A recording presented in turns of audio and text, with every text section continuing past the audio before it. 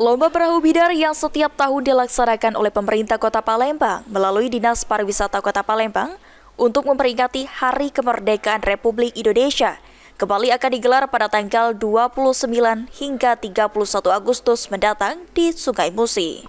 Lomba Perahu Bidar yang dilakukan ini masuk dalam Karisma Event Nusantara dan merupakan bagian dari agenda event nasional Kementerian Pariwisata sehingga akan digelar selama 3 hari. Tahun ini kita bersyukur lomba bidar tradisional masuk Karisma Event Nusantara. Itu artinya sudah masuk kalender nasional. Jadi pelaksanaannya tidak 1 hari lagi. Jadi berlangsung selama 3 hari dari 29 sampai 31 Agustus.